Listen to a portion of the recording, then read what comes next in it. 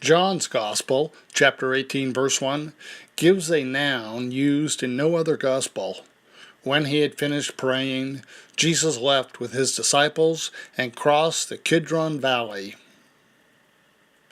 Some translations call it a brook, not a valley. When Jesus had spoken these words, he went out with his disciples across the brook Kidron. This kind of specific detail adds credibility to the fourth gospel, right? It seems John passes along a detail kept alive by oral tradition. I think the four gospels pass along very little from oral tradition.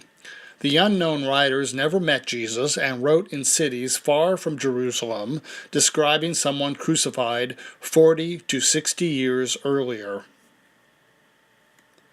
The gospel writers had text to work from, not oral tradition. They worked creatively with Scripture, the Old Testament, when writing about Jesus. I think John put Kidron in his text after finding it in the first book of Kings. The day you leave and cross the Kidron Valley, you can be sure you will die.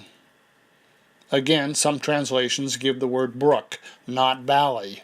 For on the day you go out and cross the brook Kidron, know for certain that you shall die. Gospel writers did not write what they learned from oral tradition, or very little is from oral tradition, since they had no access to witnesses. Most details in the Gospels are based on Old Testament passages, and stories about Jesus are brilliant revisions of older stories, though the historical Jesus was crucified. That's new. The four anonymous evangelists piece together narratives that explain or present Jesus in terms of old sacred texts. They ingeniously reworked Scripture, what we call the Old Testament, and invented a new gospel genre.